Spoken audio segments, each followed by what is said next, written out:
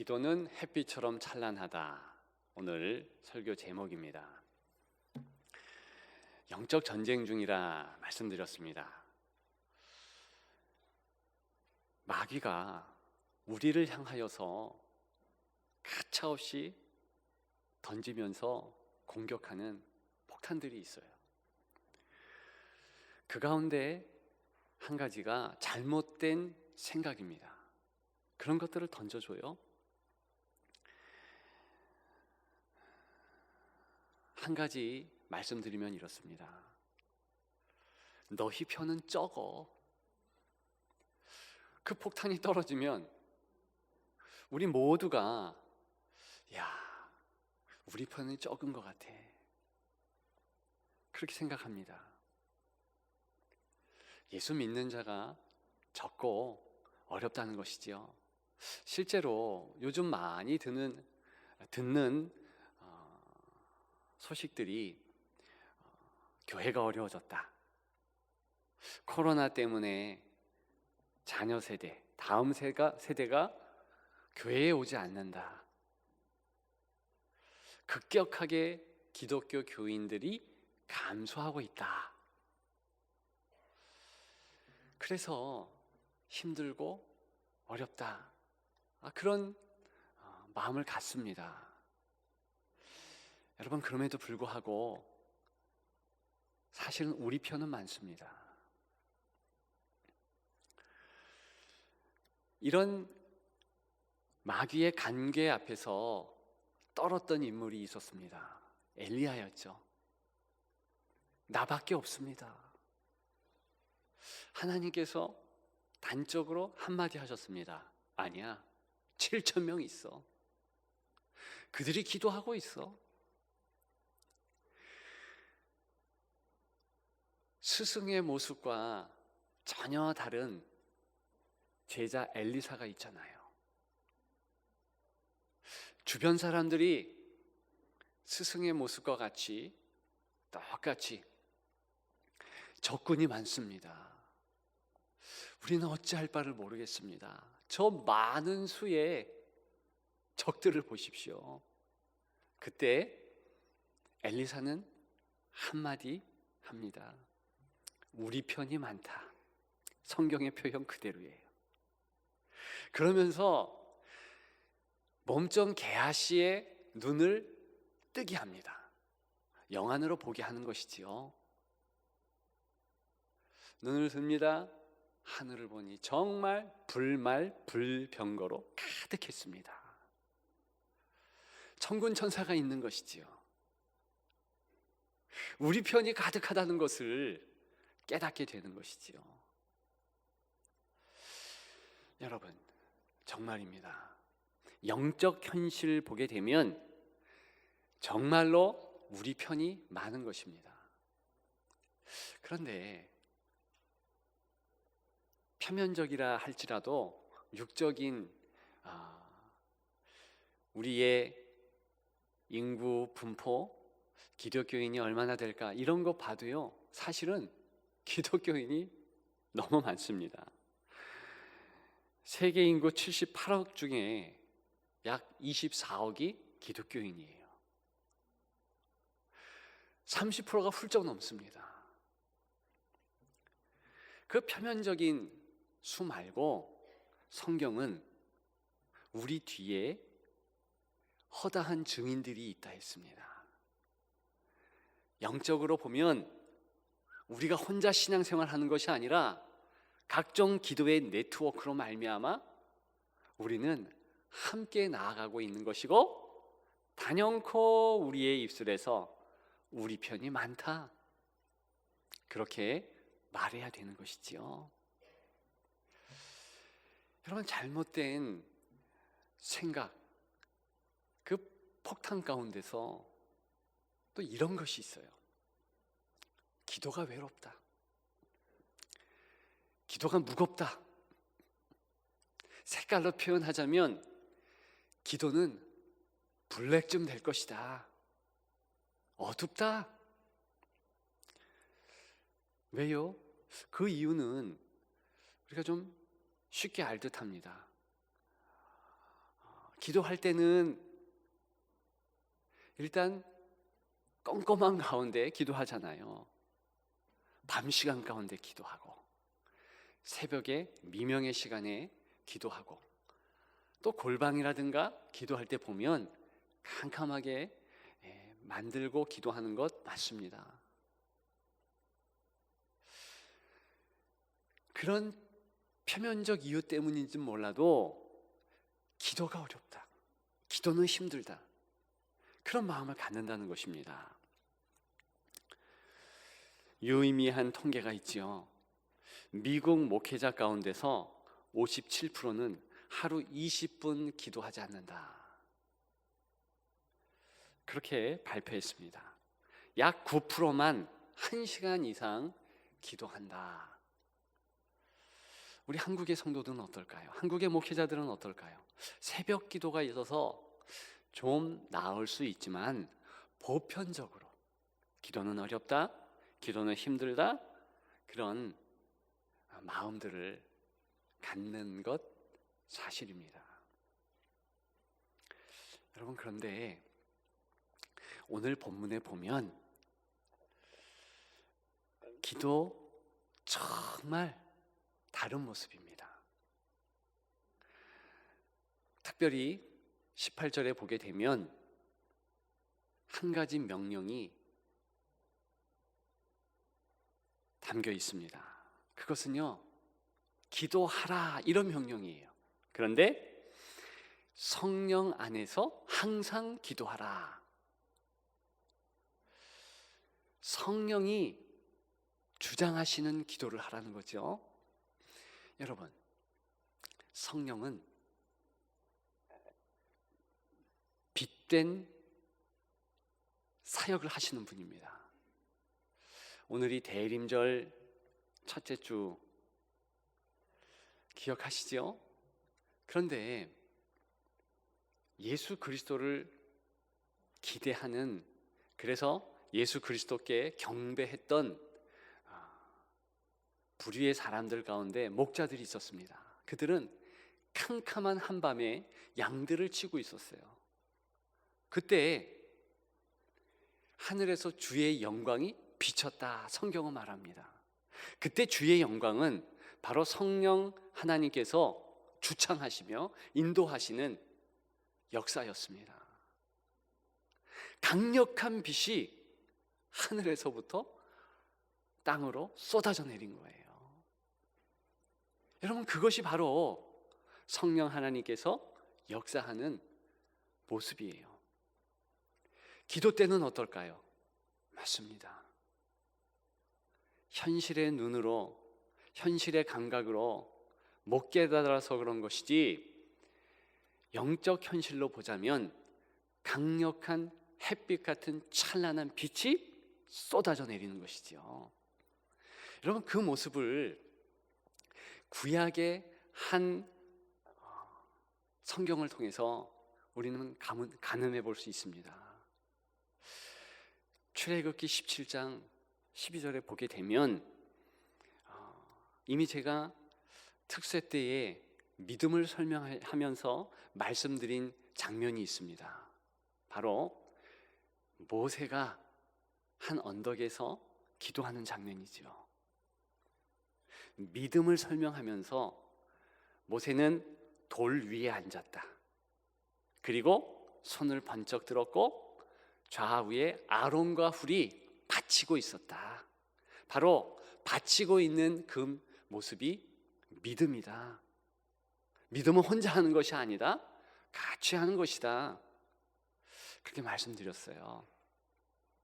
그런데 믿음에 대하여서 그 장면은 담고 있는 것 아니라 역시 기도에 대하여서도 탁월한 모습을 담고 있습니다. 그것은 손을 들고 기도했을 때 성경은 해가 지지 않았다고 합니다. 그래서 이스라엘 백성들은 아말렉이라는 처음으로 만난 강력한 적들을 이겼다고 말하고 있습니다. 손을 들고 있을 때, 기도의 때지요. 해가 지지 않는 거예요. 기도 다 끝나고 손을 내렸을 때 비로소 해가 졌다. 그렇게 출애굽기 17장 12절은 강조하고 있는 것입니다. 저와 여러분들의 영적 기도의 현실이 그렇다는 거예요. 우리가 기도하고 있을 때 성령 하나님께서 찬란한 햇빛과 같이 기도의 현장, 우리의 기도의 그 시간을 비춰주고 있다는 것입니다. 그것을 꼭 마음에 담아 주십시오. 여러분, 오늘 본문에 보면 기도의 여러 모습들이 나오고 있습니다. 모든 기도와 간구, 항상 성령 안에서 기도하고, 이를 위하여 깨어 구하기를, 역시 구하기, 이것도 기도의 모습이죠. 여러 성도를 위하여 구하라. 그런데 중심된 명령은 성령 안에서 항상 기도하라. 이것은요, 말 그대로 그런 하늘의 빛 가운데서 하나님께서 내 안에, 내 밖에, 좌우 앞뒤에 임재하고 계신다, 그것을 느끼라는 거예요. 제가 여러분들 앞에서 설교하고 있습니다. 그런데 만일 제가 하나님의 임재를 느끼면서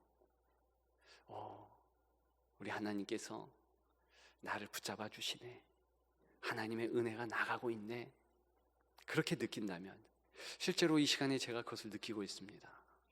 그렇다면 저는 설교하는 것뿐만이 아니라 현재 기도하고 있다는 것입니다. 따라서 이 기도는 근본적인 기도의 모양이에요. 하나님의 임재를 지금 느끼고 있는가? 그 위에 다른 형태의 기도가 얹혀질 수 있습니다. 비로소 우리가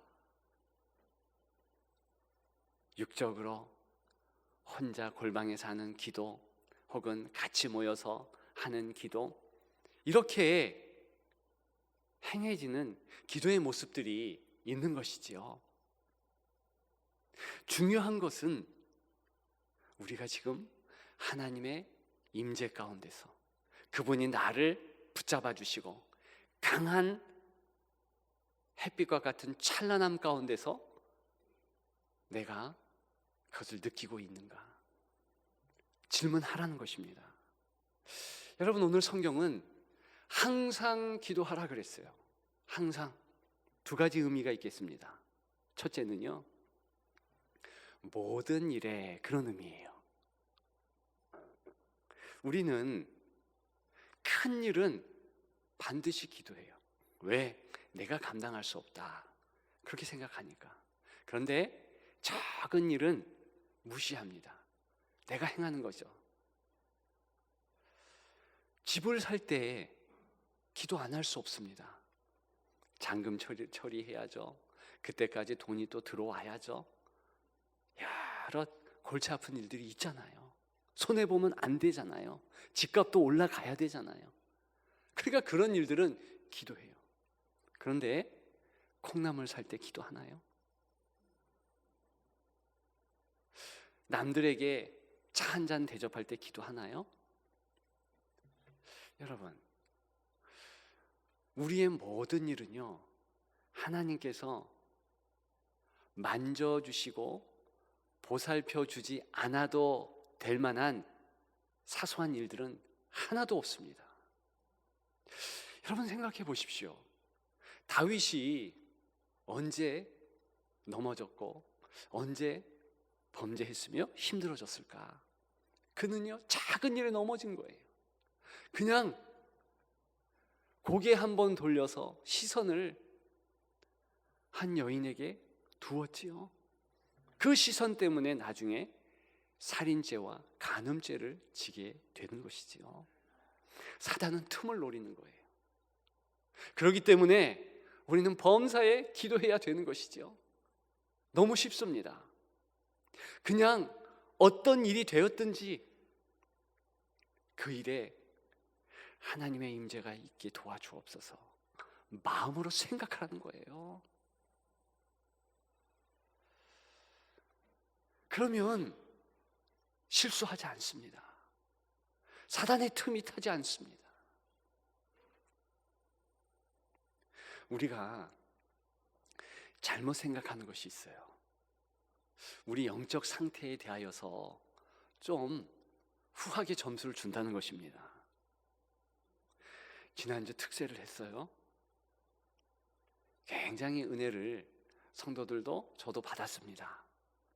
유효기간은 얼마나 될까요? 지금 끝났어요. 어제까지예요. 하루 지나면 또 전신갑주를 취해야 되는 거예요. 그래서 오늘 본문은 너무 중요한 거예요. 항상 기도하라. 모든 일에 기도하라. 내가 자녀와 대화할 때 기도했다면 지금 아내와 남편과 같이 얘기할 때도 기도해야 되는 거예요. 하나님, 하나님의 임재를 느끼게 하옵소서. 그렇게 해요. 디트리트 보네포라드 목사님 계십니다. 이분은요, 성도는 항상 삼각관계에 있다 그랬어요. 내가 어떤 상대편에게 말을 할 때에도 사실은 하나님께서 임재하시면서 그 말씀을 듣고 성도라면 반드시 하나님께서 대화하고 있는 그 자리에 함께 하시다는 것을 느껴야 한다는 것입니다. 여러분, 그것을 다른 말로 기도를 하는 거예요. 오늘 본문에 항상 성령 안에서 기도하라라는 부분은 그런 거예요. 모든 일 가운데 기도하는 여러분들 되시기를 주님의 이름으로 축복합니다. 두 번째 뜻은요, 매일 기도하라는 뜻입니다. 그것은 이미 우리가 전신갑주를 이야기하면서 매일매일 해야 될 필요가 있다 확신했었습니다. 그런데 적어도 하루 가운데 몇 번, 2번 이상은 돼야 된다는 거예요. 아침 식전, 저녁 식후, 그때 반드시 일어나서 하나님, 오늘도 하나님의 임재의 하루가 되게 도와주옵소서. 그러면서 내가 지금 하나님의 은혜 가운데서, 임재 가운데서 살아갈 태세가 되었는가? 영적 전쟁터라 했는데 방문 나가면서 그러한 이 전쟁터 가운데서 사단이가 내게 던지는 그 폭격들을 다 막아낼 수 있는가 확인해 보는 것입니다. 그리고 잠자리에 들 때 하나님, 내가 이제 잠자리에 듭니다. 인도하여 주옵소서. 나는 내 육신의 쉼을 이제는 지각할 수 없습니다. 하나님의 품 안에 의탁하오니 주여, 나 잠들 동안에 사탄 틈 못하도록 내 호흡 지켜주시고 내 영혼 지켜주시고 내 마음 함께 하여 주셔서 몽중에서라도 주께서 은혜 주옵소서. 그렇게 의탁의 기도를 해야 하는 것입니다. 그런 식으로 다윗은 하루에 몇 번 정도 기도했는 줄 아십니까? 7번 기도했어요. 우리 신앙의 선배들은 5번 이상을 확인했습니다. 저와 여러분들이 말씀드렸습니다만 이렇게 옷깃을 여미고 내 스스로가 내가 지금 전신갑주를 취했는가, 그리스도로 옷 입고 나아가고 있는가 매일매일 시시종종 확인하지 않으면 우리는요, 나도 모르게 나자빠져 있는 거예요.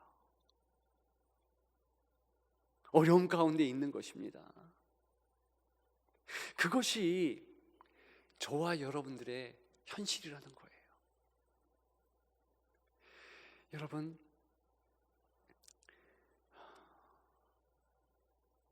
노아가 어떻게 어려움을 당하게 됐나요? 이 노아는 당대의 의인이라 그랬습니다. 그는 하나님 앞에서 정말 멋진 모습을 계속 보여줬어요. 그런데 단 한 날 포도주 앞에서 하나님을 잊었어요. 그 포도주가 독주가 되도록 들이마셨습니다. 어떻게 되었는가? 가나안의 둘째 아들의 비극이 그렇게 해서 비롯됐잖아요. 우리는 기도 오늘 잘합니다. 새벽에 묵상했죠. 이 기도원 역시도 정말 승승장구했던 귀한 큰 용사였습니다. 그런데 그가요, 다 이긴 이후에 단 하루 하나님 앞에서 에봇이라는 좋은 옷을 만들고, 야 좋다, 야 좋다, 나도 여타 다른 이방의 왕들과 같이 살았으면 좋겠다, 그런 마음이 들면서 하나님 임재에 대한 것을 놓칩니다. 기도하지 않았다는 것이죠. 그랬더니 어떻게 돼요? 그 에봇이 올무가 돼요. 여러분, 에봇 작은 거 아니겠어요? 어떻게 보면 하나님 앞에서 의복을 지으면서 그 의복 통해서 내가 예배 드립니다, 멋진 거 아니에요? 그런데 정작 하나님이 함께 하신다는 그 임재의 시간에 깨어 있음을 망각했더니 그는 무너지는 것이 하루밖에 걸리지 않았어요. 이것이 사람입니다. 여러분, 저와 여러분들이 정말 주님만을 바라보고 나아가야, 그렇게 해야 우리는 승리할 수 있는 은혜자가 되는 것입니다. 여러분, 여러분들에게 각오했으면 좋겠고 결단했으면 좋겠다 말씀드리고 싶어요. 저와 여러분들은 어둠 인생 맞습니다. 우리는 소망이 없는 인생이었어요. 그러나 빛된 예수 그리스도께서 우리를 향하여 빛을 비춰주셨습니다. 저와 여러분들은 기도를 통해서 그 빛을 받는 것입니다.